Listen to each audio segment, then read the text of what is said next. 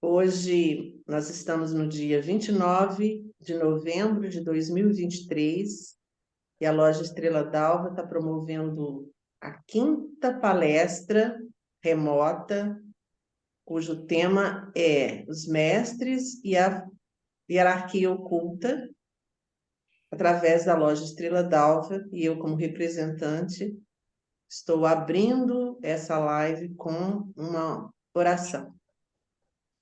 Possam aqueles que são a corporificação do amor imortal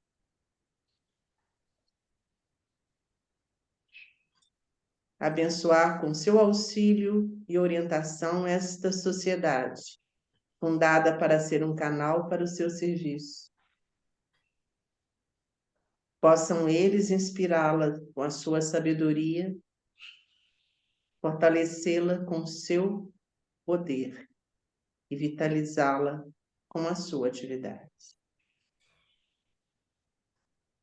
Que os mestres de sabedoria e compaixão, presentes conosco nessa aura, nessa atmosfera de harmonia e paz, possam estar conosco, abençoando o nosso trabalho, os nossos estudos de agora, das 18 horas às 19h30, com o nosso irmão Ricardo Lima.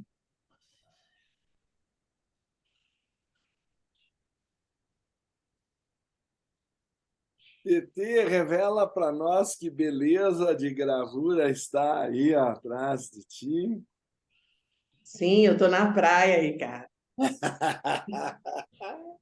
Qual é a praia? Cabo Frio, Rio de Janeiro. Ah, que maravilha! Essa eu tenho que conhecer, ainda está faltando no currículo. Estou brincando, Ricardo. Eu estou em Juiz de Fora, a imagem que é de Cabo Frio. Mas aquela vez nós tivemos uma escola de verão em Florianópolis, na Ilha das Pedras, não sei, Morro Eu das fui, Pedras. eu estava lá. Foi em 2008. A maior Sim, dificuldade é que o mar quase entrava dentro da palestra e ninguém olhava para o orador, todo mundo só via aquela imensidão azul. Quem é que ia escutar aquela palestra? eu Então, estava fazendo luto da morte do Adi, que desencarnou no dia 3 de novembro de no- 2007. nossa Senhora. Aí, para embalar o meu coração e para curá-lo, eu viajei para Florianópolis. Muito bem-vinda. Também completamos recém 100 anos do passamento, ou melhor, do aniversário da senhora Rada Burnier e 10 anos do seu passamento agora nessa virada aí de mês. Dia 15 de novembro ela completaria 100 anos e hoje, 29, ela faleceu dia 30, ou foi 31, acho que 31 31 de de outubro de 2013. isso. Então, tu vês que recém se completaram 10 anos. E estamos lançando o livro dela, né? O Mundo ao Nosso Redor, para a nossa escola de verão. Luiz, anote aí. Todos convidados em fevereiro lá tem passeios na Chapada dos Guimarães, mas vai ser ali nas cercanias de Cuiabá. Uma semana conosco, mais ou menos, de 21 a 25 de fevereiro, depois do carnaval. Fevereiro, não é mais janeiro? Deu uma confusãozinha esse ano, está dando uma pequena colisão com o nosso curso de formação de professores de yoga. Eu ainda vou ter que deslindar esse assunto. Vamos ter reunião sexta-feira e depois também com os professores para ver como é que fica aí. Porque é tradição da Sociedade Teosófica que se faça na última semana de janeiro, né? Conversa com o Otar, Sim, mas parece que ele pegou a gestão em julho e não deu mais tempo de fazer a reserva ideal. sim. Enfim, ficam todos também convidados para a nossa... Acho que daqui a uma semana é o grande finale desse ciclo de Sim, mestres com que o eu nosso dou. mestre de sabedoria, Ricardo Lindemann. Não, não, agora exagerou. Mas o que nós podemos oferecer é o nosso testemunho, vamos chamar pessoal, porque assim é o caso, de termos visitado e termos tido em mãos as cartas dos mestres conforme o trabalho do senhor Dr. Vernon Harrison, que é o especialista em falsificações da Casa da Moeda Britânica. Ele atestou que não há prova de falsidade das cartas e, portanto, indúbio pro réu, não podem acusar a senhora Blavatsky.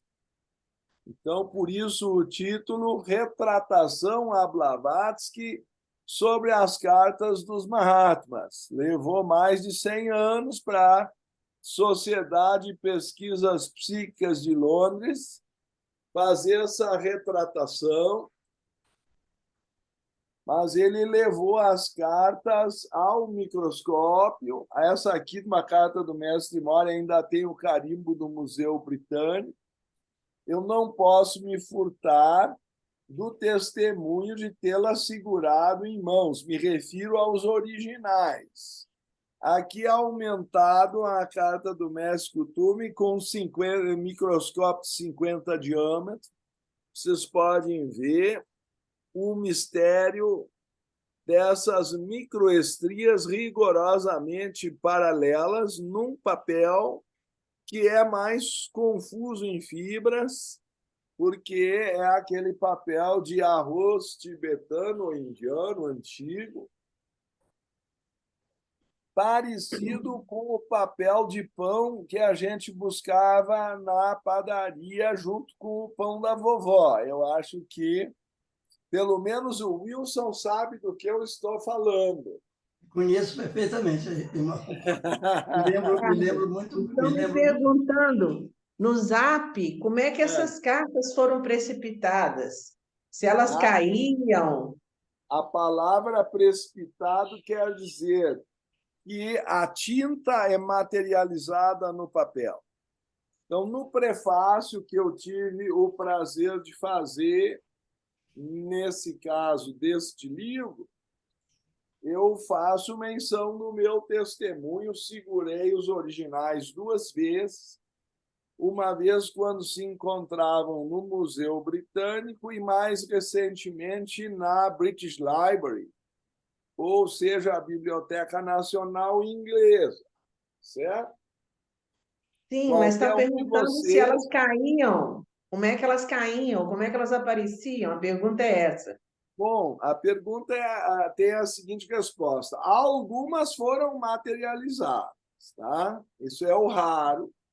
Quando estavam discutindo sobre o assunto, de repente dá uma nuvenzinha no teto e, pluft, cai uma carta na frente de todo mundo. Isso aconteceu, por exemplo, se eu tenho aqui à mão, vocês podem ver na Carta dos Mestres de Sabedoria do Jinarajya Dasa o facsímile dessa carta que se diz que foi materializada, certo? Essa não passou pela análise do Dr. Vernon Harrison, porque essa é guardada às 7 chaves na Índia, na Sociedade Teosófica Internacional, certo? Lá em Chennai. Mas, se vocês quiserem ver o facsímile, ela se encontra à disposição aqui neste livro, chamado Cartas dos Mestres de Sabedoria, na página 259. Não sei se consigo mostrar bem para vocês aqui. E diz assim: Foolish are the hearts who doubt of our existence and of and our powers and the powers that our community is in possession of for ages and ages. Uma tradução seria: tolos são os corações que duvidam da nossa existência ou dos poderes dos quais a nossa comunidade tem posse há eras e eras. Porque estavam discutindo se eles existiam ou não, essa carta caiu no meio da discussão. Está lá na página 260. Fato raro. Eu não me lembro de outro caso igual, tá certo? Mas, já que me perguntaram, é o caso em que a carta foi materializada. O caso mais frequente era o que eu estava mostrando a vocês, que são mais ou menos umas 300 cartas. Tá? A maioria eram precipitadas. O que quer dizer isso? Só a tinta é materializada, não o papel. O papel estava dentro da gaveta da senhora Blavatsky. No dia seguinte, ela abria a gaveta, tinha coisa escrita que não era dela. Tá certo? Então, claro, alguém veio e disse, não, foi a Blavatsky que escreveu. Acusaram ela de fraude.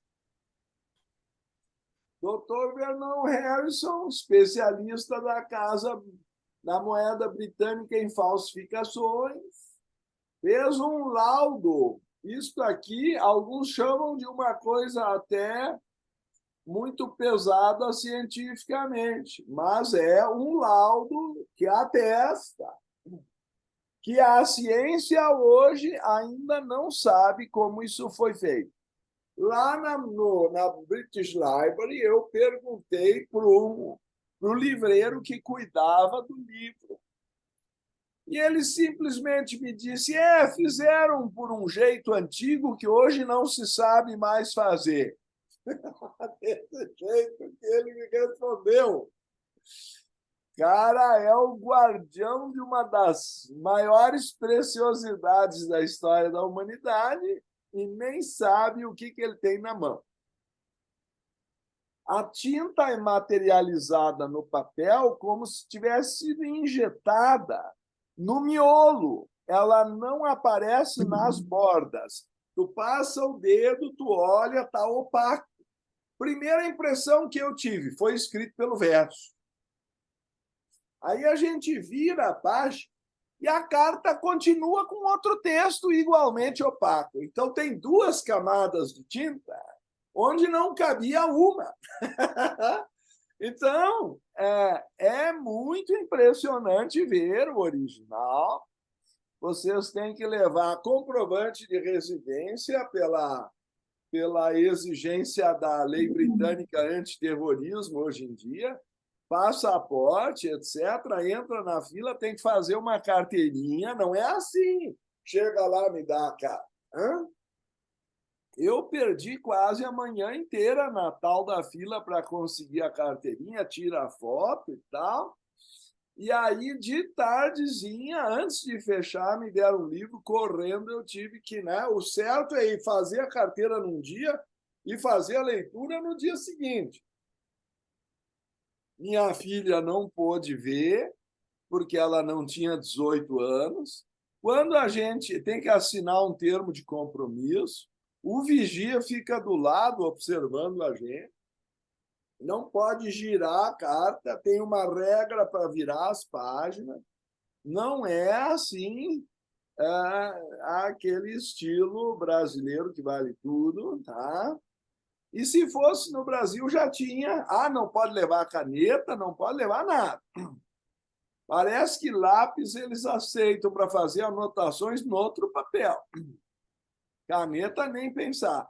Fosse no Brasil, já tinham uns coraçõezinhos, Joãozinho ama Maria, tal, já tinham acabado.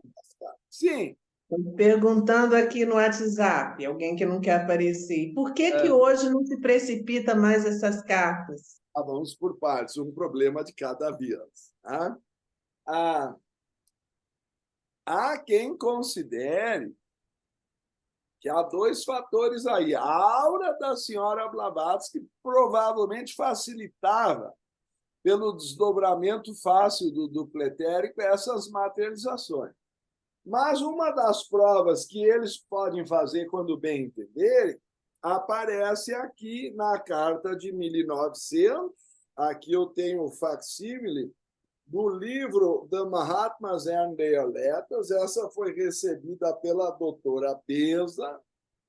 Vocês estão vendo aqui, ó, é a carta do senhor B.W. Mantri à doutora Beza em 22 de agosto de 1900. Até aí era uma correspondência normal, está aqui o envelope, foi pelo correio, só que na hora de abrir, no verso do envelope tinha coisa que o Mantri não escreveu. Debaixo da assinatura do Mantri aparece texto que o Mantri não escreveu. No verso tinha uma carta inteira, certo? Então, a tinta foi precipitada no correio, quando a carta estava em deslocamento.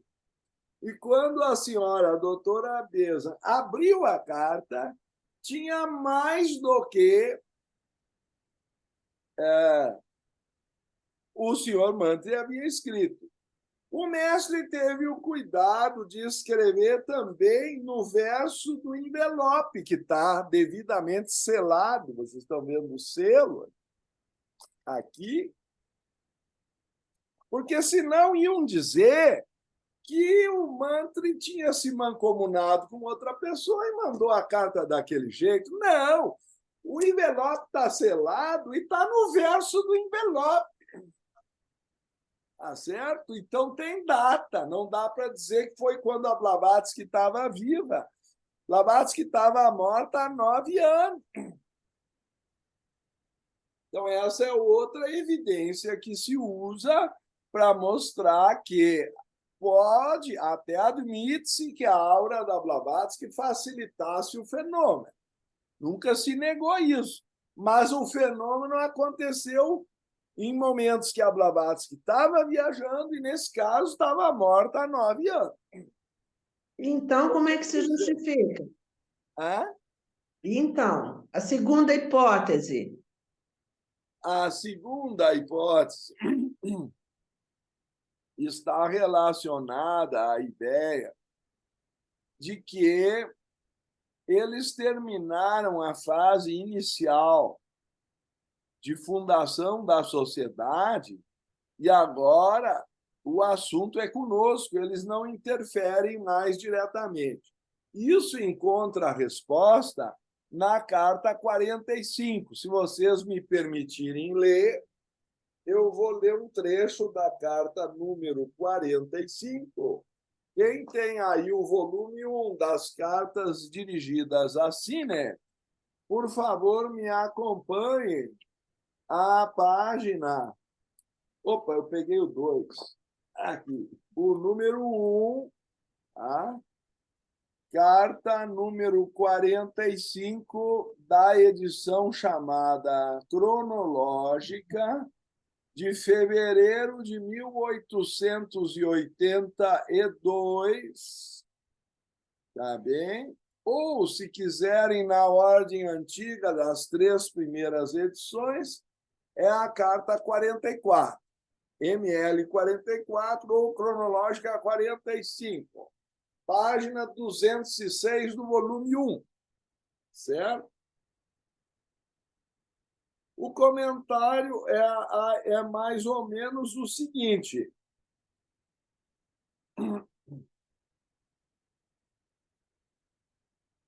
Eu vou direto ao ponto para não me perder em rodeios históricos, senão a gente não termina o assunto. Mas eu recomendo ler a carta inteira. No segundo parágrafo, a página 207, diz assim: como não é provável, digno Senhor, que nos correspondamos agora com muita frequência, eu lhe direi algo que deveria saber e do que poderá tirar proveito.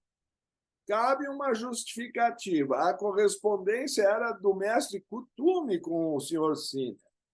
Mas quando o mestre Kuthumi foi receber a iniciação de Chohan, a sexta iniciação, ele se retirou por 3 meses lá no Tibete e pediu que o mestre Moria, seu grande amigo, o auxiliasse para não deixar a correspondência interrompida.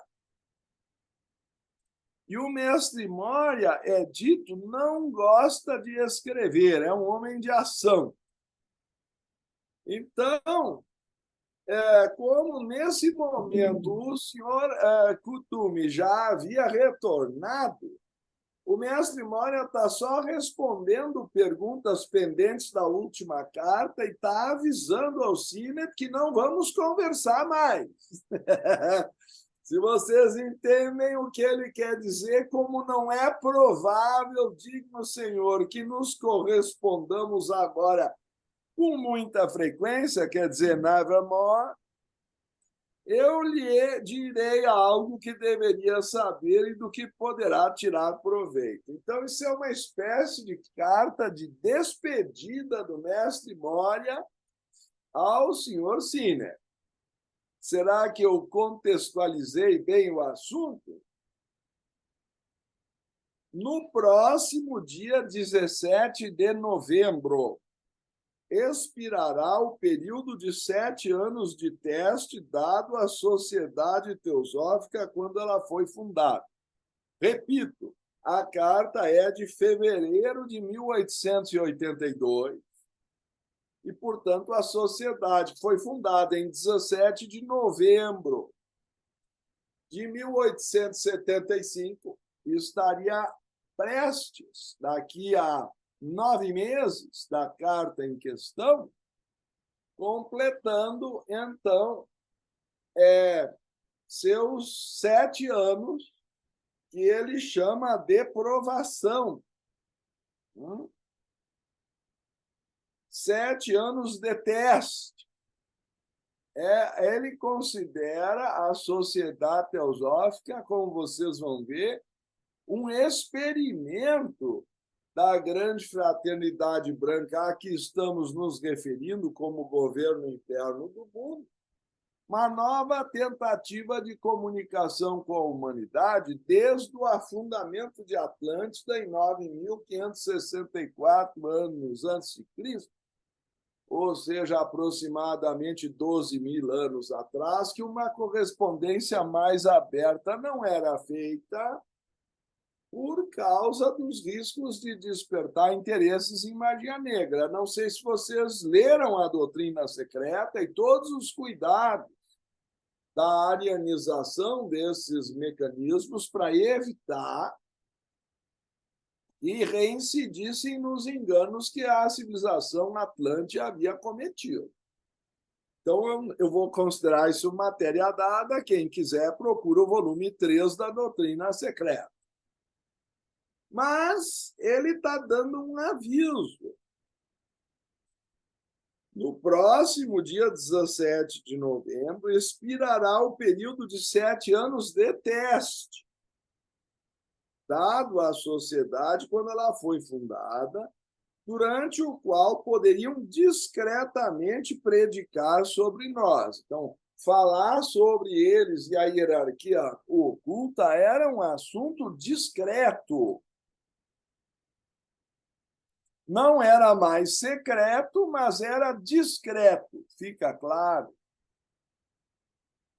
Às 16h30, aí estávamos discorrendo na reunião de membros sobre por que os mestres evitam expor a fraternidade deles ao escárnio e ao ridículo, porque gera mau karma para a humanidade. Eles estão fora do karma, não têm vaidade nenhuma, não estão interessados em aparecer no Instagram ou serem reconhecidos pelos seres humanos.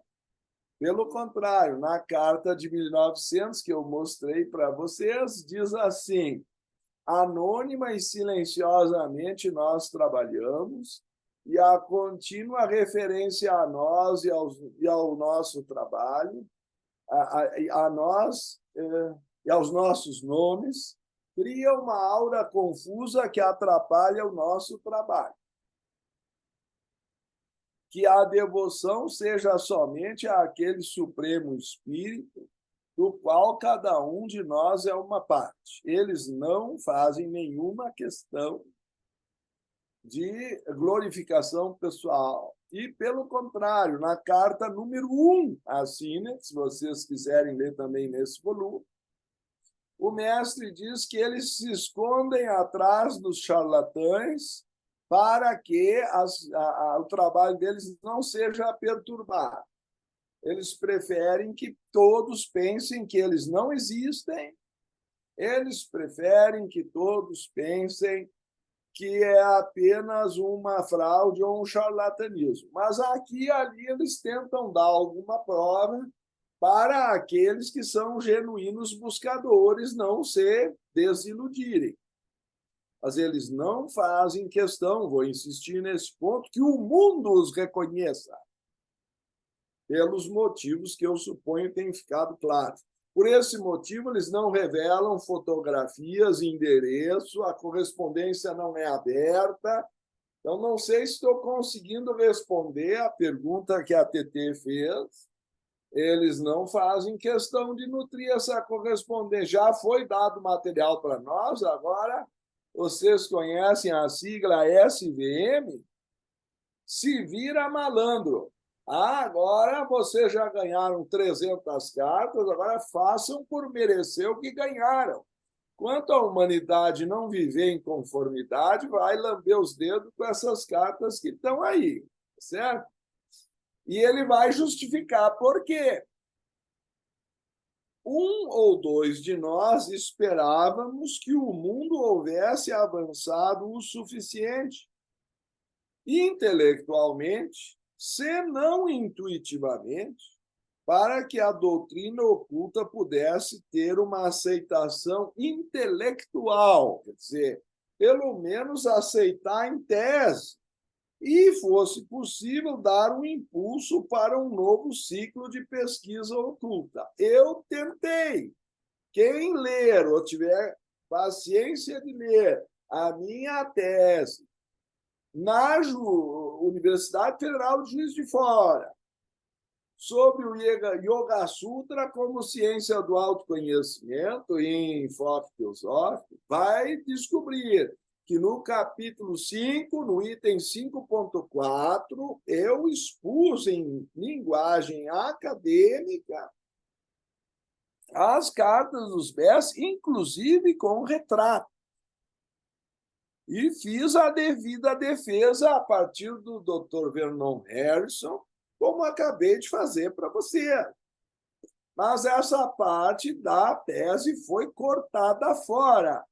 Então, por isso que nessa versão nós apresentamos a versão original completa. A versão que está na universidade perdeu o capítulo 5.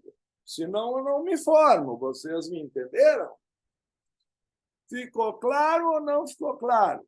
Tentativas de demonstrar que o mundo estaria intelectualmente preparado têm, em geral, fracassado. A resistência e o preconceito ao assunto que nós estamos tratando é grande. E não é usual tratar-se desse tema em público, pelos motivos que vocês vão ler na Carta 45 e também na Carta de 1900. Certo? Vou prosseguir. O que quer dizer um ou dois de nós esperava?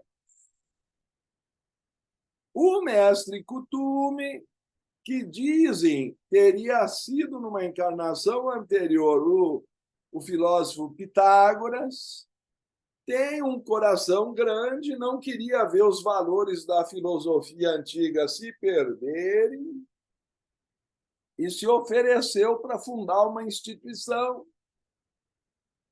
nos moldes antigos, mas agora ele já era um mestre. Eu insisto, num país futebolista, deve ser possível compreender que depois de sair da zona do karma e resgatá-lo, eles não podem entrar em campo de novo assim na maior.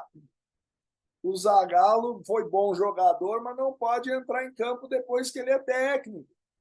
Leva cartão vermelho e, se resistir, a polícia leva embora. Certo? Então, é importante perceber que quem tem que jogar o jogo somos nós. Eles saíram da nossa esfera. Eles são técnicos, eles dão dicas. As pessoas que acham que os mestres têm que resolver o problema que os humanos criaram estão totalmente equivocadas. Não é pouco, é completamente equivocado. Então, esse é um ponto que tem que ser esclarecido desde o início. Karma gerado pelo ser humano é o ser humano que tem que resgatar. Sujeira que o ser humano fez é o ser humano que vai pegar a vassoura e vai limpar a balde, vai pegar pano, vai, não é fazer toda a limpeza.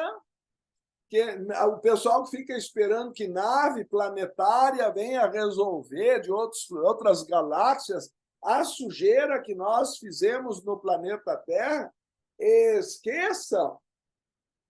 Não entenderam a lei do karma. Essa sujeira é nossa e nós vamos comer o pão que o diabo amassou até a última gota, se nós não limparmos o planeta da sujeira que nós mesmos fizemos. Isso tem que ficar claro. Os mestres dão dicas, faça isso, faça aquilo, comece por ali, mas eles não arregaçam as mangas para fazer o trabalho que é nosso. Eu acho que nós estamos muito iludidos de 2000 anos da ideia que Jesus vai nos levar pela mãozinha para o céu, que essa não é a lei do karma. Quem está devendo, paga. Ele mesmo ensinou, não sairás daqui sem pagares o último centilo. Está lá, a parábola do juiz, que vocês nunca encontram nos sermões, nas homilias. Tá? Ele também disse, nem um jota, nem um tio se desviarão da lei, nem que o céu e a terra passem. Em Gálatas 6:7 está muito claro, não vos enganeis, porque de Deus não se zomba, tudo que o homem semear, isso também ele colherá. Então, não estou inovando. Se depois esqueceram a escritura, é outro assunto. Ah? Mas os mestres não interferem na lei do karma, porque ela é uma lei divina. Certo?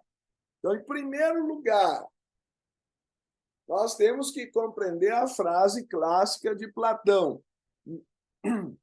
A responsabilidade é de quem escolhe, Deus está inocente nisso. Então, não culpem Deus ou os mestres pelo estado em que o mundo se encontra. Os mestres têm contribuído, Jesus veio aqui, Buda veio aqui, Krishna veio aqui, Shankara veio aqui. Se ninguém ouviu, se não querem aprender com a sabedoria antiga, tá aí o mundo, é só ler o jornal. Fazem ouvidos moucos à grande sabedoria, não querem se espiritualizar. Colhem o fruto, tá certo? Essa é a maneira, se não quiser aprender pelo amor, aprende pela dor. São dois caminhos que cada um escolhe.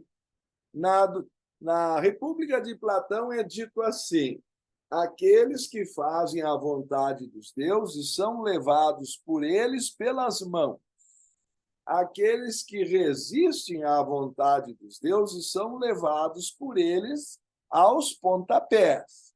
A humanidade está indo aos pontapés, com raras exceções de algumas pessoas que ouvem o que os mestres dizem e tentam ajudar onde é possível. Aí, outro dia, acho que foi por aqui mesmo, na semana passada, me perguntaram, mas e se vier uma terceira guerra mundial, vai acabar com tudo? Eu não sei. Da outra vez, afundaram a Atlântida, porque estava tão ruim o karma lá, e o único jeito era apertar o reset e começar de novo. Vamos ver se nós aprendemos o suficiente para não entregar o planeta de novo às forças do mal. Senão vai ter que apertar o reset, aí perde uns 10 mil anos, tem que começar tudo de novo. Tá? Um dia, quem sabe o ser humano aprende.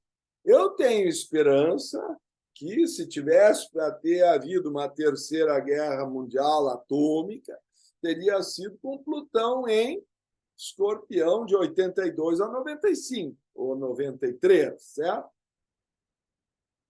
Mas como não foi, eu acho que agora é que não será. Dia 20 de janeiro de 2024, Plutão reingressará em Aquário. Vamos ver se dessa vez a gente pega o bonde melhor. E os últimos dias em que ele retrogradou para Capricórnio, um resgate kármico da humanidade, proporções que eu ainda não tinha visto na minha vida.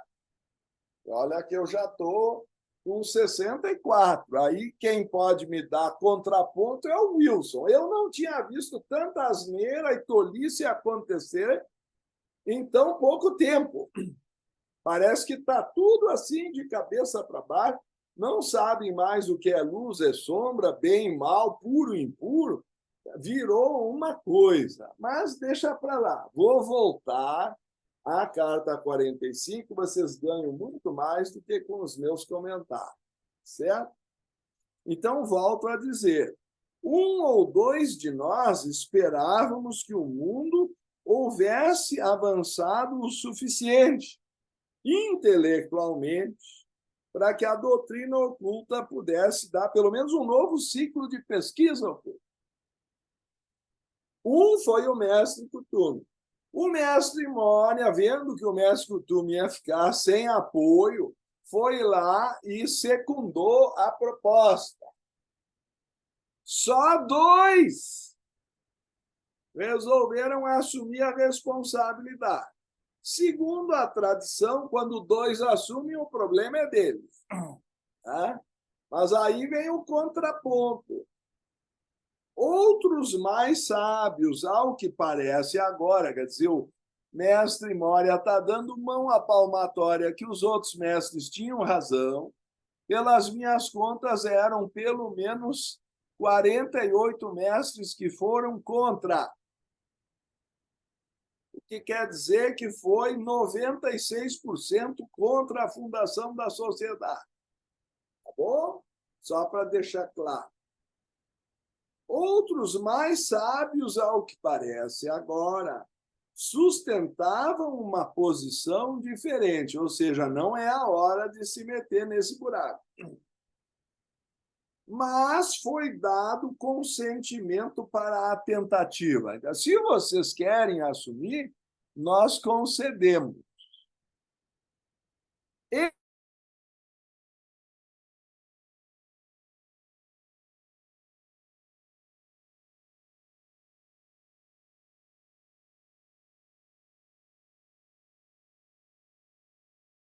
dentro da hierarquia, entretanto, estipulou-se que a experiência se realizaria sem a nossa direção pessoal e que não deveria haver intervenção anormal de nossa parte. Os mestres foram proibidos de usar seus poderes extraordinários para defender a sociedade teosófica. Deu para entender até aqui? Por quê? Porque pela lei do karma, toda vez que fora de percurso a luz usa seus poderes, as trevas têm direito a usar a mesma quantidade de energia para o outro lado. Então, a menos que a humanidade faça por merecer, tem que haver esse equilíbrio. Ou a humanidade se espiritualiza e justifica a intervenção dos mestres, chama os mestres a assumir suas funções, ou nós vamos continuar no mundo do jeito que está. Porque nós estamos de costas para Deus e não a seu serviço, falando, a grosso modo, os 8 bilhões de habitantes que o planeta tem, ou está beirando. tá certo? Está longe de ser um planeta espiritualizado. Suponho que eu não precise justificar isso, se é que vocês estão lendo o jornal. Tá bom? Então, salvo casos a cada 2000 anos das raças e sub-raças que enviam um emissário público, como foi o Buda, como foi o Cristo, da última vez o Cristo não se saiu muito bem, e lá parece que foi em Jerusalém que deu a confusão, e até hoje não tem paz naquele lugar lá, porque mataram um membro da hierarquia que estava em missão. Então, nem sempre os mestres são bem-vindos, e eles vão só anotando o karma, né? Isso é o trabalho dos Lipikas e dos Devarajas. A humanidade não está com uma contabilidade boa. Tá certo? Vêm os emissários de luz, são apedrejados, são perseguidos. O próprio Pitágoras teve a escola dizimada a gume de espada. Não sei se vocês têm lido. Sócrates teve que tomar cicuta, Platão foi preso, os apóstolos de Jesus foram martirizados, o próprio Jesus, vocês sabem do jeito que acabou. Então, o negócio nesse planeta é primitivo, certo? Mandou um ser de luz, caso do Buda, que morreu com 80 anos, é raridade, porque ele foi para a Índia. Se for para outro lugar, acabam com ele, não completa 33. Tá certo? Então, vou prosseguir. Olhando ao nosso redor, na América, o homem, para ser o líder, encontramos na América o homem para ser o líder. Um homem de grande coragem moral, altruísta e possuidor de boas qualidades, ou outras boas qualidades. Ele estava longe de ser o melhor, mas, como o Sr. Hume diz no caso de Blavatsky, era o melhor disponível. Quem é que está disposto a se meter numa causa dessas? O meu pai sempre dizia, meu filho, tu é muito inteligente, mas tu só te mete em causa perdida que não dá dinheiro. Tá? A definição do meu pai sobre a minha pobre pessoa. A ele associamos uma mulher que possuía dons extremamente excepcionais e maravilhosos. Ela era parente do Czar. Se eu não me engano, a avó dela era prima do Czar. Então, ela ficando na Rússia, como pianista que era, estava com a vida ganha, sem nenhum problema. Ela renunciou a tudo que nem, guardadas as proporções, príncipe Siddhartha renunciou ao trono e se meteu a ensinar budismo. Atravessou 100 quilômetros a pé na floresta de Zipatana para dar palestra para 5 pessoas às margens do Ganges. Então, eu me considero, sempre que eu tenho mais de 5, eu me considero no lucro do Buda. Me perdoem se sou irreverente, mas a verdade é essa. E eu não precisei deslocar-me por 100 quilômetros a pé. Estou aqui online. Então, está tudo uma maravilha. Tem até uma linha aqui, Minalba. Olha só, se eu me cansar, o Buda não tinha água Minalba. Tá certo? Sabe lá que água ele tinha que tomar no caminho. Então, eu vou seguir a leitura. Diz assim, junto a esses dons, havia certos defeitos pessoais. A Blavatsky não era exatamente uma pessoa totalmente no prumo, como eles estão atestando. Mas, sendo como era, não havia ninguém comparável a ela que estivesse vivo e apto para esse trabalho. Ela tinha certos dons paranormais que tornavam ela capaz de fazer o trabalho, coisa que o Walcott não tinha. Por isso se diz que o Walcott criou a Sociedade Teosófica e a Blavatsky trouxe a teosofia moderna ao mundo. Tá? E cada um fez uma parte do trabalho. Ela era desorganizada ao extremo, não era muito boa em relações humanas, se dependesse da Blavatsky, não tinha sociedade. E se dependesse do Olfa, também não tinha contato com os mestres na forma que a Blavatsky estabeleceu. Está entendido qual era a função ou dharma de cada um? Eram os melhores disponíveis naquele século. O problema aí é o século, não é o fim de semana. E não aparece outro por dezenas de anos. Então, eles têm que fazer o que dá com, expressão popular, quem não tem cão, caça com gato. Eles estavam caçando com gato. Bom, adiante, diz assim, nós a enviamos para a América, fizemos com que se conhecessem e o experimento começou. Eles insistem em chamar a Sociedade Teosófica um experimento. Certo? Eu insisto em dizer isso porque quando eu tinha 22 anos e fui eleito presidente da Loja Teosófica em Porto Alegre, ou com 20, quando eu era tesoureiro, eu achava... Bom, eu não tinha um tostão com 20 anos. Tá? Era estudante lá, enfim. Se eu fosse dizer para o meu pai que eu queria algum dinheiro para a Sociedade Teosófica, vocês tenham certeza que ele reduzia a minha mesada. Não tinha moleza, não. Ele dizia, teósofo tem mais que ir de ônibus. Era essa a expressão do meu pai. Quer se meter nessas coisas que não dão dinheiro, perda de tempo, vai de ônibus. Certo?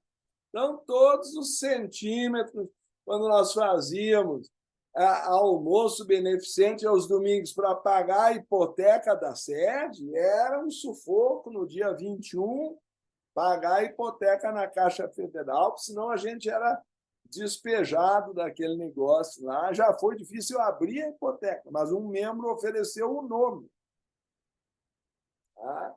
E aí fazia rifa, fazia o que podia, que ninguém tinha dinheiro. Vocês conhecem a sociedade? Ela não é uma sociedade dinheirista. Eu me lembro, uma vez viraram até a salada de batata de maionese em cima do banco de trás aveludado do carro do meu pai, porque eu me meti a pegar o carro para levar as coisas para o almoço e virou uma lambuzeira aquilo dentro do carro. Nossa Senhora, e bota talco naquilo, hein? Depois para explicar que era para um almoço da Sociedade Teosófica, foi muito pior a emenda que o soneto. Então, a gente já lavei, não é, latrina nos encontros de jovens. Eu já fiz tudo que vocês possam imaginar pela Sociedade Teosófica desde a minha juventude. Aí eu estou junto com as fraldas aí do Wilson, que já nasceu dentro da sociedade. Tá certo? E a gente tem noção da dificuldade. Na sequência, ele diz, desde o início foi dado a entender tanto a ele como a ela, quer dizer, tanto ao Walter como a Blavatsky, claramente que a questão dependia inteiramente deles mesmos. Ou seja, é o SVM. Se vira malandro. É com vocês. Eu, quando, em 79, fui aí eleito ou posto na função, eu achava, como tesoureiro, que cheguei a fazer uma prece lá para eles e comprei um bilhete da loteria. Eu disse, se vocês quiserem, eu prometo que, se eu ganhar, eu dou todo o dinheiro para a sociedade. Bom, eu acho que eu não acertei nenhum número lá. Então, porque eu tinha a ideia de que, se os mestres queriam que a sociedade crescesse, eles mandassem dinheiro para nós. Não podia estar mais enganado. não tinha lido ainda a carta 45 que eu estou oferecendo para vocês, de Lambuja, certo? Estou passando a vocês uma experiência de uma vida inteira. A gente pode revisar lá no Devachan depois. Se não ficou claro na palestra de hoje, a gente continua daqui uns 50 anos lá no Devachan, se tanto, né? Então, aí eles disseram, e ambos se ofereceram para a tentativa por uma determinada recompensa num futuro muito distante. Ou seja, eu suponho que seja na comunidade da Califórnia no século 27 para a fundação da sexta raça raiz. Tá certo? É uma suposição. Como diria Kutume, soldados voluntários para uma causa desesperada. Em inglês, difícil traduzir, por isso foi feita uma nota de rodapé na página 207. Forlorn Hope, no original em inglês. Literalmente, Forlorn Hope quer dizer hope é esperança. Forlorn Hope seria uma esperança desesperada. Em português, isso é uma frase que não tem sentido. Aqui botaram causa desesperada. O meu pai chamaria com razão de causa perdida, certo? Mas vamos dizer que é um investimento a fundo perdido. Não esperem que o mundo apoie vocês. Não esperem aplauso do mundo ou qualquer recompensa. Tá? Durante 6 anos e meio, eles têm lutado contra dificuldades que teriam feito desistir qualquer um que não estivesse lutando desesperadamente como alguém que joga a sua vida e tudo o que possui em um esforço desesperado e supremo. Foi assim com o Alford, foi assim com a Blavatsky. Pegaram malária, atravessaram a Índia de carro de boi no pó e no calor escaldante, que eu não sei o que é pior, se o calor do sul da Índia ou o calor senegalês ou o deserto do Saara, de onde a gente veio há pouco. Então, meus queridos, não foi moleza, 6 anos e meio levando ferro. Depois de 4 anos, a Sociedade Teosófica estava fechando em Nova York. Ela começou com 16 ou 17 pessoas, e depois, no 4º ano, o Olcott disse que só vinham regularmente às reuniões a Blavatsky, ele e uma aranha que morava ali no canto da sala. A aranha era fiel, tá bom? Ninguém mais punha 1 centavo, acreditava nos mestres ou na Blavatsky. Bom, eles estavam, para usar a expressão popular, no fundo do poço. Aí receberam uma instrução para largar tudo, abandonar tudo e ir para a Índia. Vamos começar de novo. Aperta o reset, começa de novo na Índia. Isso porque ela já tinha 4 anos antes, em 1871, se vocês leram a biografia dela da Cranston, tentado fundar no Cairo, num centro espírita no Egito. Também não deu certo. Imagina, sob égide muçulmana na época. Foi só porque nos mistérios egípcios havia uma tradição antiga que poderia ter mérito kármico para isso. Tentaram, não deu. Não vou explicar por quê, leiam se quiserem, mas não havia muita tolerância religiosa nem lá, e mesmo em Nova York, que era considerada uma cidade arejada para a época, não colou depois de 4 anos. Fui claro, aí a ordem foi, vamos para a Índia. Seu êxito, olha o comentário do mestre, seu êxito não correspondeu às expectativas. dos seus inspiradores originais, ou seja, o mestre Kuthumi e eles estavam decepcionados com a sociedade teosófica. Vamos ser claros, não com Alcott e com a Blavatsky, mas com a humanidade, que eles tinham acreditado que ia responder ao chamado. Embora tenha sido extraordinário em certos aspectos.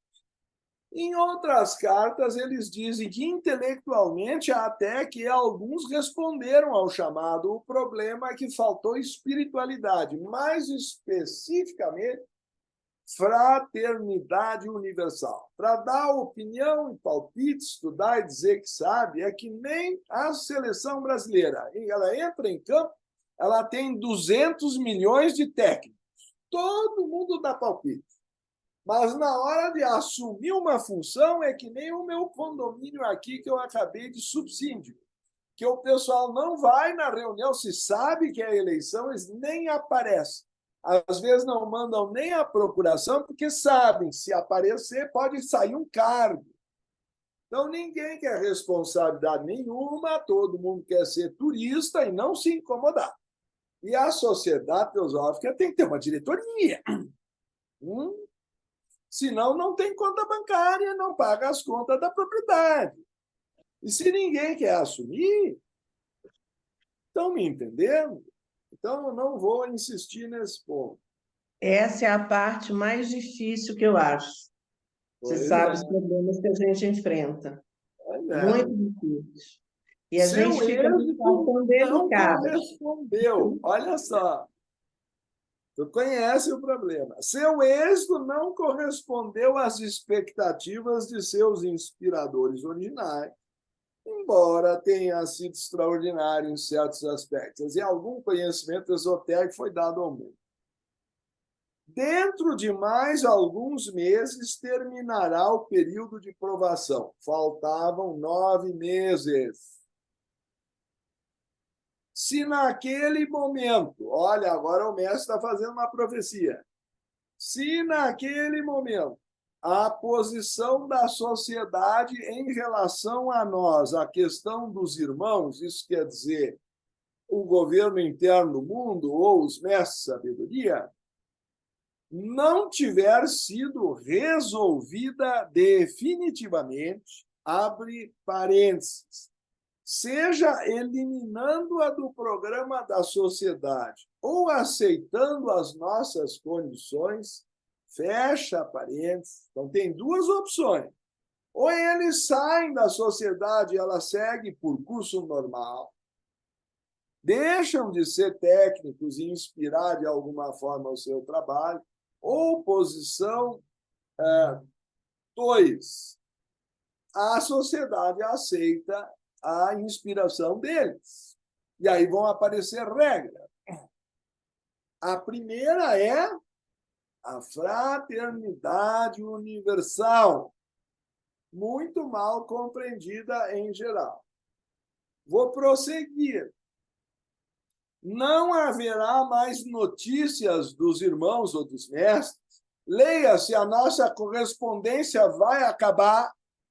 Não sei se estou respondendo a pergunta que chegou pela TT, mas vou ler de novo.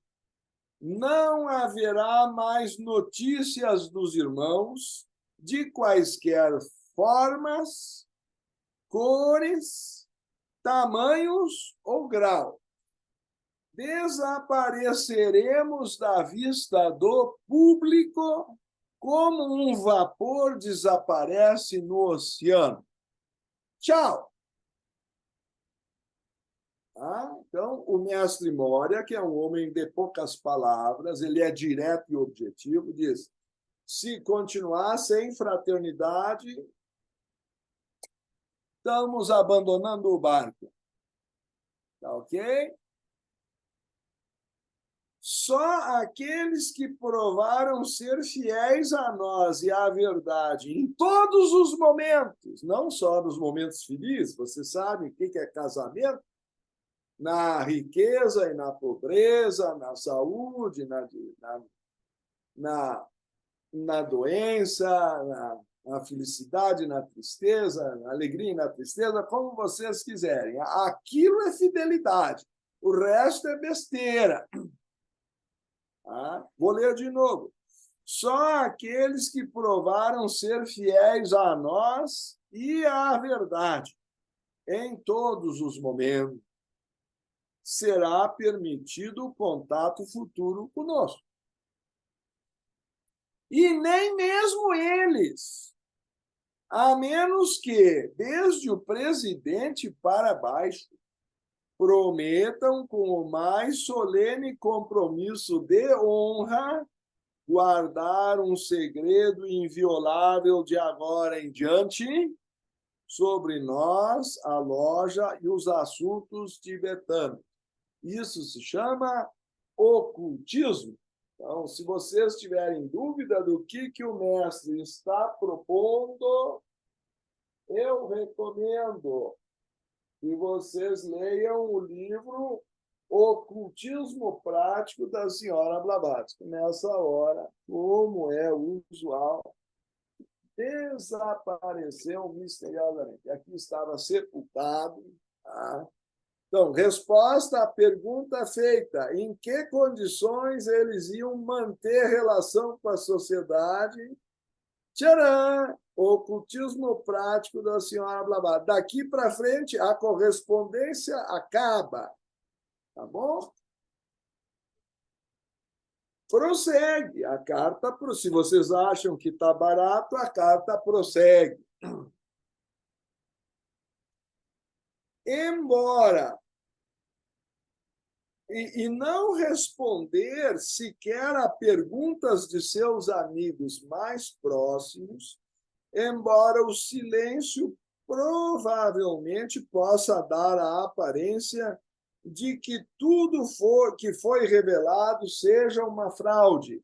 A senhora Blavatsky não recebeu autorização para se defender na justiça sobre as cartas dos mestres. Não deixaram que o nome da sociedade dos mestres fosse a justiça. Então, ela engoliu o sapo mais barbudo da história da humanidade e não pôde se defender. Certo? Está aqui, carta 45.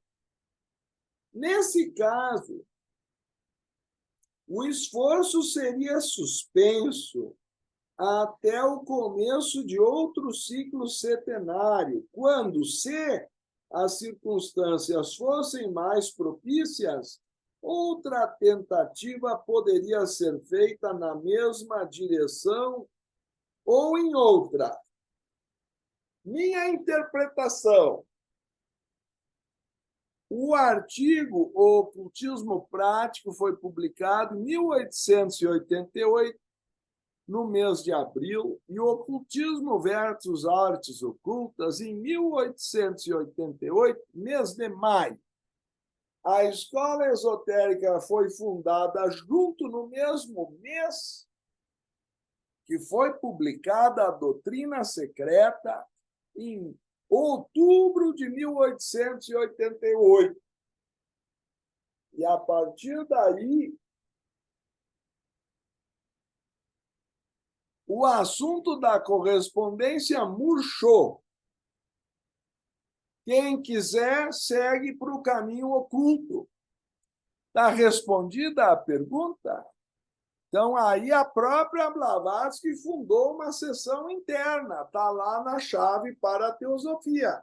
É reservado, é discreto, mas não é secreto. Está publicado, a Chave para a Teosofia foi publicada em 1889, 7 anos depois desta carta. Outro ciclo setenário. Divulgou-se ao mundo a opção 2. Tá certo?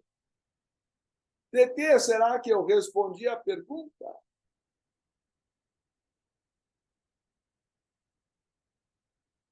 A TT também virou ocultista. Ricardo, são tantas demandas, todo mundo ligando, mandando mensagens. O Ricardo respondeu mais do que eu imaginei. A expectativa foi superada. Parabéns. Então, houve uma época que o convite foi feito abertamente porque eles não eram conhecidos. Momento número 2, não é mais público. Tá certo? Depois de Krishnamurti, piorou. Aí nem na sociedade se fala praticamente do assunto. Se dependesse do Krishnamurti, não se falava mais. Tá? Por quê? É o problema lá da famosa passagem de Mateus 6,7. Posso aqui novamente repetir, porque suponho de conhecimento geral o problema das pérolas aos porcos. É bíblico, faz parte da tradição, certo? Então, a expressão específica é de que não se deve produzir ou provocar irreverência, que gera mau karma. Não deis aos cães o que é santo, nem lanceis pérolas aos porcos, para que não as pisem e, voltando-se contra vós, os estraçalhem. Há uma enorme quantidade de verdade prática nesta observação, e a história recente fornece-nos farta evidência de que isso é tão real hoje quanto foi há 2000 anos atrás. Então, o senhor Leadbeater está defendendo o silêncio sobre esses assuntos.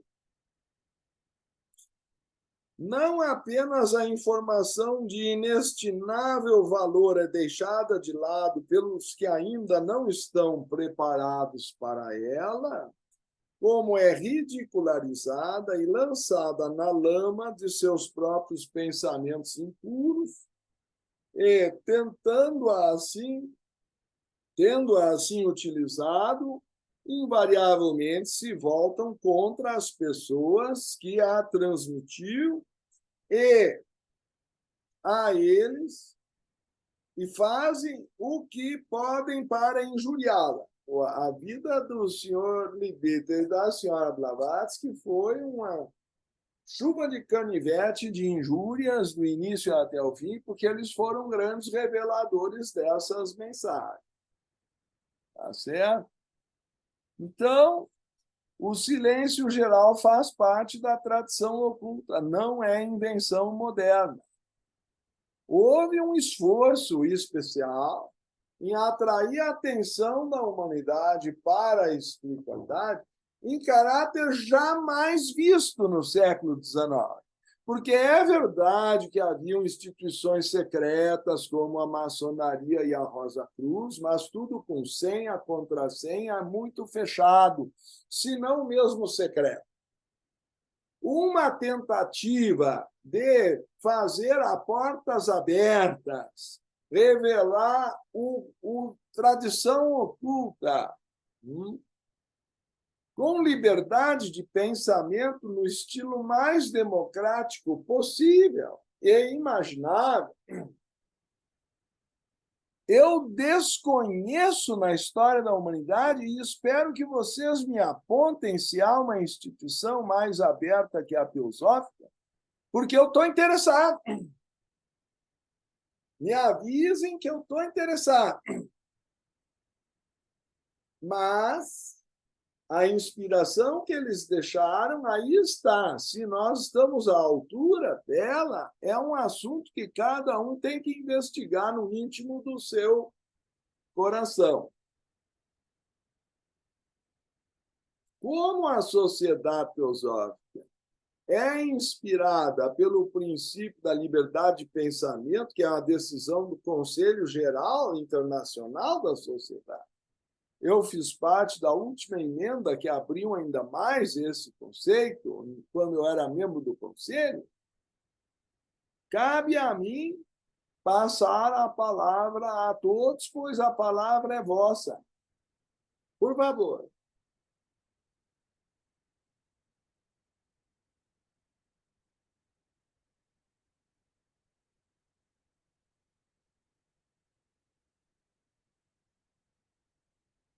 Se houver perguntas, comentários, acréscimos ou divergências,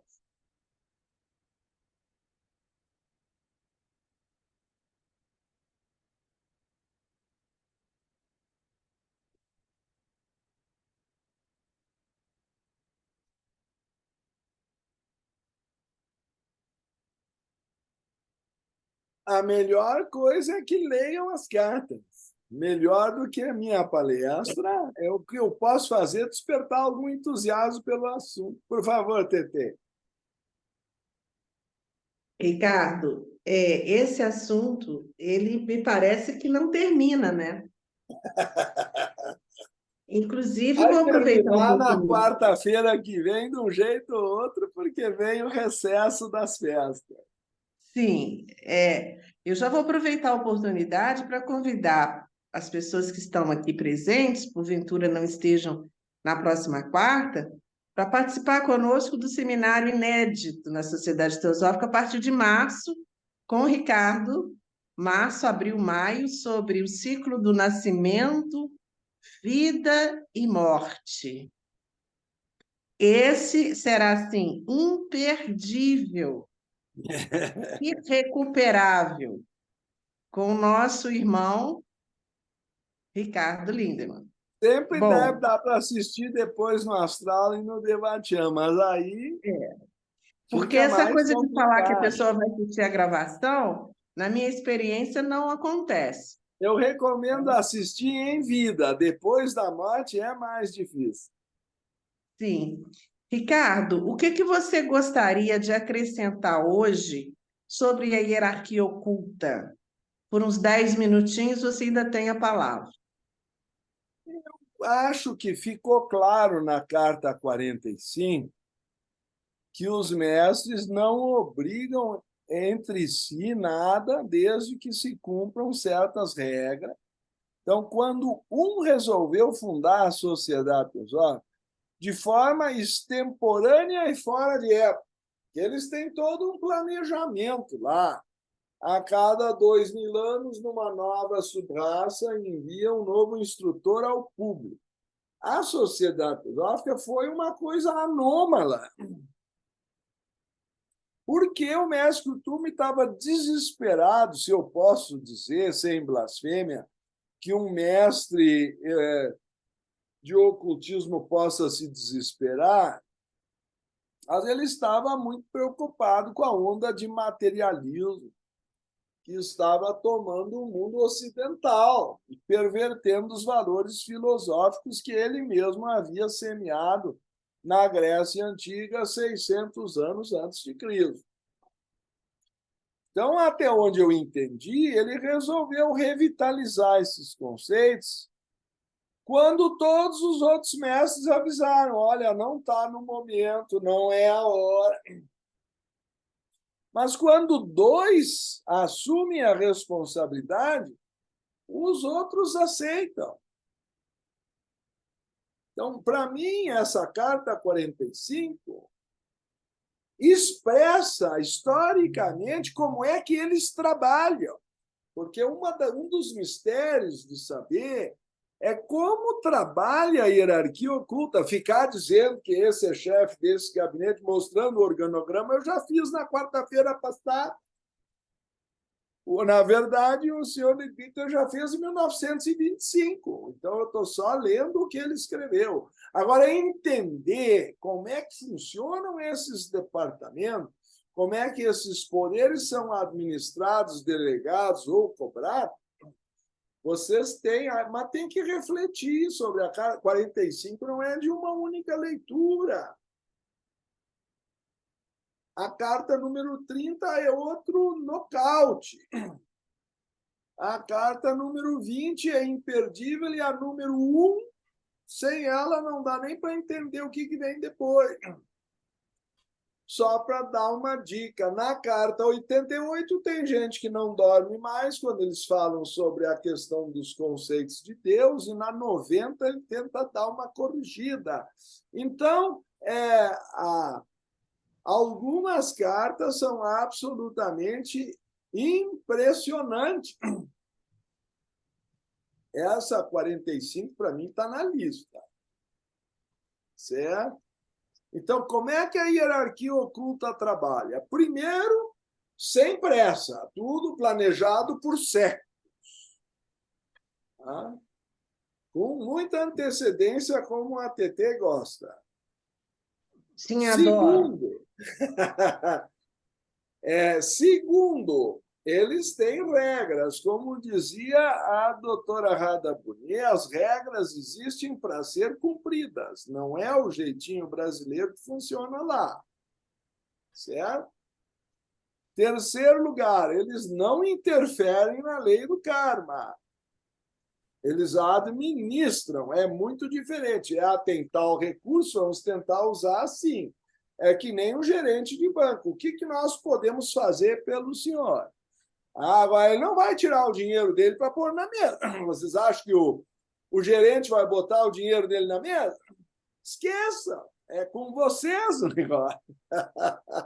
Ricardo, gostaria de fazer uma pergunta. Por favor. Não sei se você pode me trazer alguma informação sobre isso. Na fundação da sociedade, com a atuação dos mestres, você tem algum conhecimento da ajuda dos Kuans, do Mahakuan e os outros Kuans e os Kumaras, se tiveram alguma influência nessa fundação? Apoiaram o mestre Butume? Ou tem alguma coisa nesse sentido, não? Olha, é dito nas correspondências posteriores a 45, aqui e ali a gente vai recolhendo informações, que depois de algumas décadas, o mestre Conde de Saint-Germain e o mestre Jesus resolveram dar algum apoio, porque a sociedade acabou prosperando no Ocidente, onde era a jurisdição de trabalho deles, seja pelos rituais maçônicos de Rosa Cruz, no primeiro caso, seja pela própria cristandade, no segundo. Então, tu deve saber que esses 4 são os que estão mais ligados ao movimento teosófico. De mais a mais, uma vez que esses apoiaram, a grande hierarquia começou a acreditar que a sociedade teosófica poderia ser um canal aceito para o trabalho deles, mas não vá pensar que foram eles que tomaram a iniciativa, né? Fica claro? Olha, está lá, é que nem uma casa na praia. Tudo bem, quando alguém precisar, passa uma temporada, mas não é assim, até onde eu entendi, o ponto principal do foco do planejamento deles, tá certo? É um experimento e depende de nós. Isso é o que está claro na carta da primeira linha até a última. E o pessoal entra na sociedade querendo saber o que eu ganho com isso. Aí já pode sair, já entrou de ré, já está pronto para ir embora. Então a gente não ganha nada, a gente dá. A gente oferece a vida. Então, a gente não ganha nada, não. Nas cartas, não tem nenhuma evidência que o senhor Sanat Kumara ou os Kumaras tiveram alguma influência na formação da sociedade. Nas cartas, não. Depois, se tu fores dar uma olhada nos mestres e ascenda ou em questões da escola esotérica, aí começa a aparecer a ideia de que pode ser um caminho para selecionar agentes para a grande hierarquia oculta. Mas na sociedade e nas cartas, as cartas são um período muito turbulento da sociedade. Os mestres mandavam as cartas porque, se não fosse por elas, a sociedade também tinha fechado. Isso é verdade. Eles estavam, dentro do possível, tentando sobreviver para a sociedade não fechar. O pessoal não entende que só tinha 2 pessoas em 1879. Só tinha 2. Porque desde 75 até 79 só choveu canivete na sociedade. Nossa. E as pessoas chutavam o pau da barraca, falavam mal da Blavatsky. Leiam a biografia, eles enfrentaram preconceitos intransponíveis. Tá? O Alcott foi o homem que fez do Conde, não sei das quantas, a primeira cremação nos Estados Unidos. Choveu canivete porque ele fez uma cremação. Nossa Senhora. Que é Em isso? 1893 foi o primeiro Congresso Mundial das Religiões em Chicago. E o arcebispo de Canterbury disse que não era preciso chamar ninguém que não fosse do cristianismo, porque fora do cristianismo não há salvação. Ou se não fosse, nesse momento, a Beza e o Judge, não tinha vindo ao Ocidente o Swami Vivekananda, nem o Dharmapala, não tinha havido um representante oriental em própria persona. Eu não sei se as pessoas entendem que havia uma intolerância brutal. É verdade. Hoje em dia, a gente dá aplauso para o Dalai Lama, ganha aí o prêmio Nobel. Não tinha budismo no Ocidente no século XIX. Não existia. Yoga, agora eu vou fazer um curso de professores de yoga aí com a AEB. Estamos iniciando em fevereiro. Meu Deus, isso aí... Vocês não sabem o que aconteceu recentemente na Inglaterra? Que chamaram a polícia porque acusaram de assassinato em massa, e aí a polícia deu uma batida lá nas cercanias de Londres, a professora de yoga estava fazendo relaxamento coletivo em Savasana, todo mundo deitado. Um vizinho achou que aquilo era serial killer matando todo mundo, a polícia deu uma batida para a professora explicar para os londrinos o que é yoga e como é que funciona e como é que a pessoa relaxa no fim da reunião. E nós estamos no século XXI.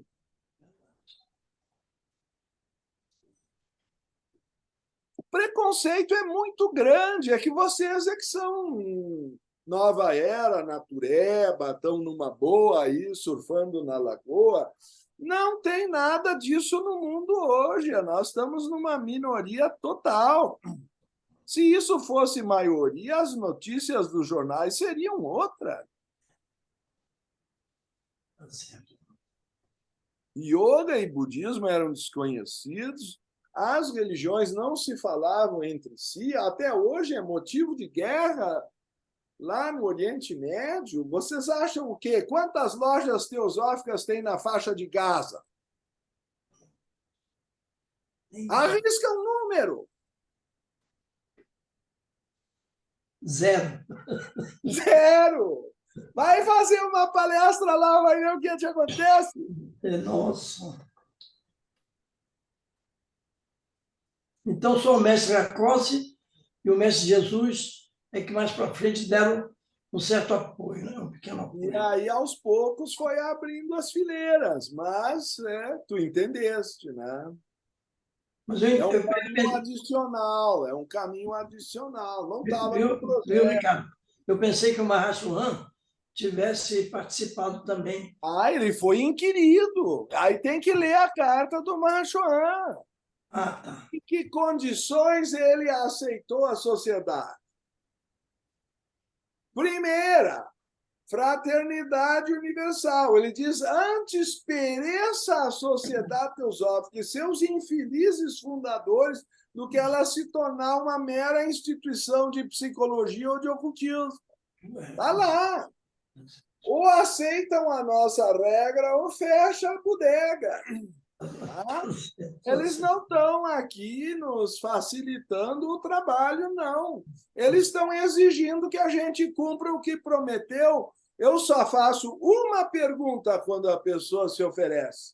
Aceita a fraternidade universal? Todo mundo aceita.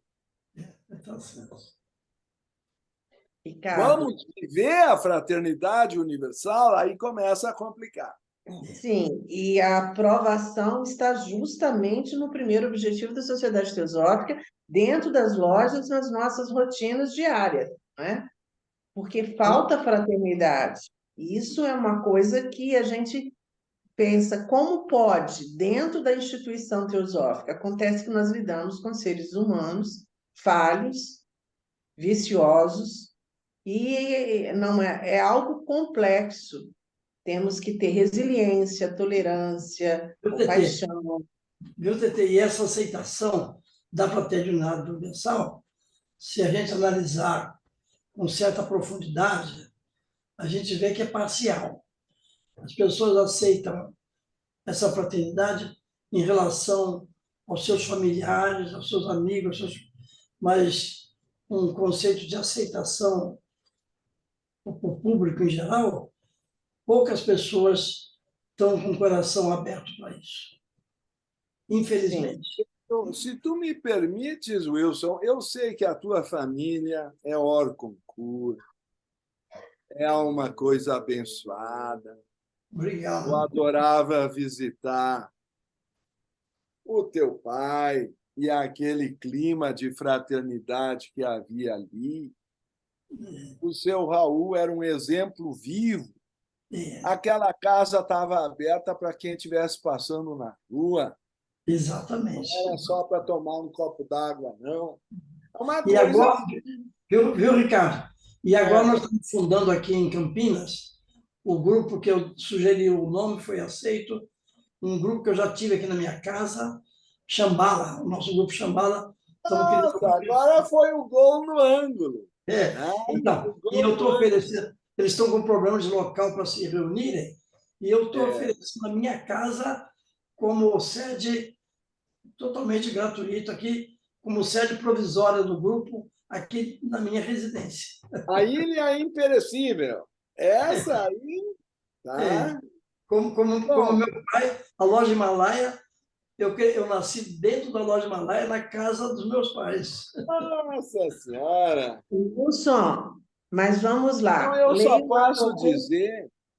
Perdão. Leia lá do Oculto das Coisas de Levi Bitter e fica com a Sociedade Teosófica na sua casa por um tempo muito limitado.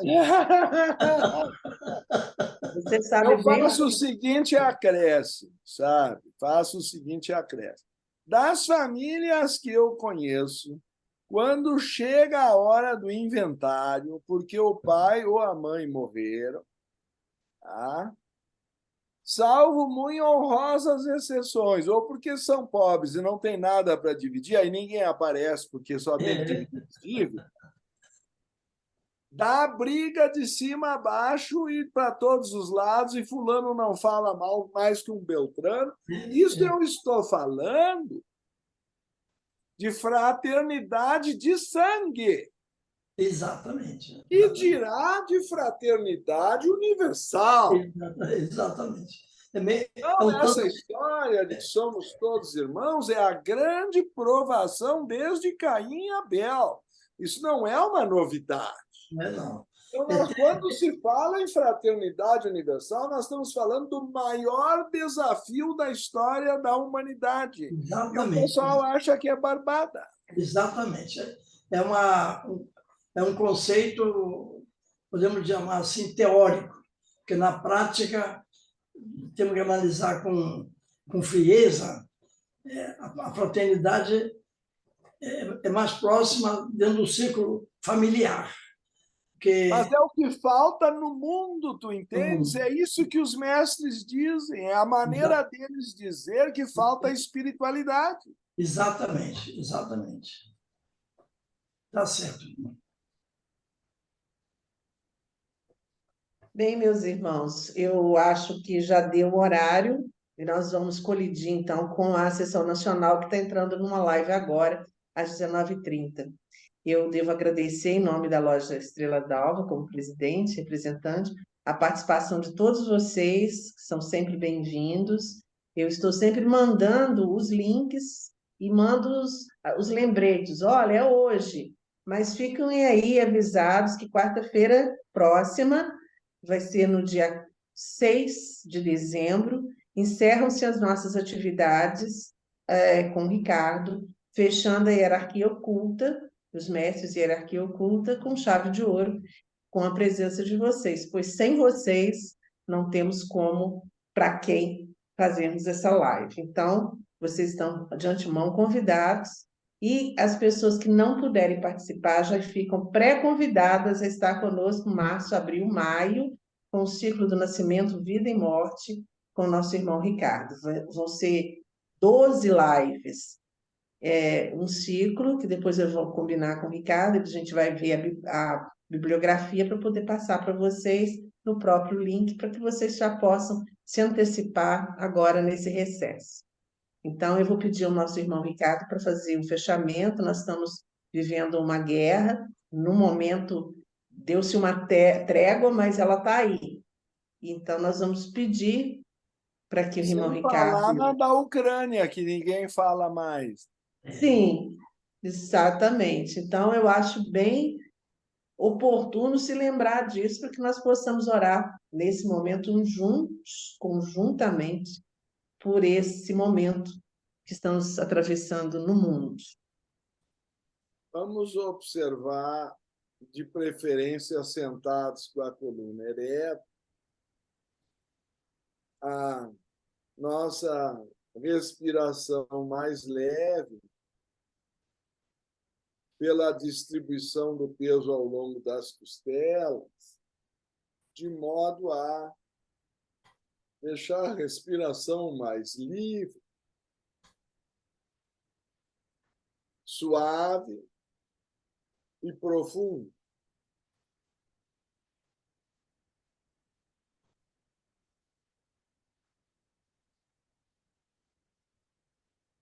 Ó vida oculta que vibras em cada átomo,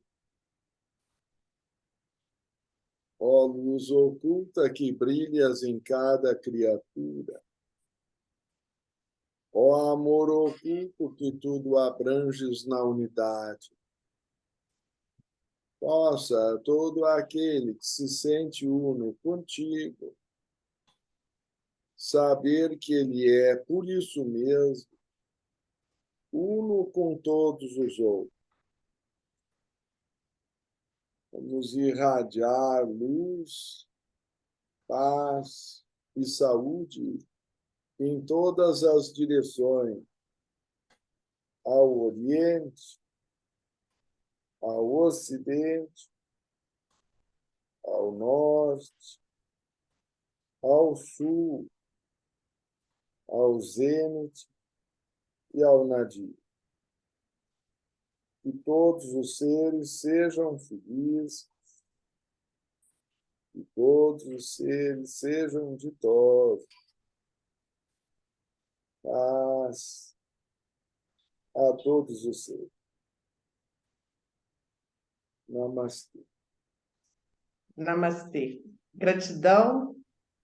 Grande abraço. Boa noite, queridos. Boa noite, irmãos. Gratidão. Um grande abraço a todos. Gratidão a Turma, todos. Serginho. Gratidão. Até uma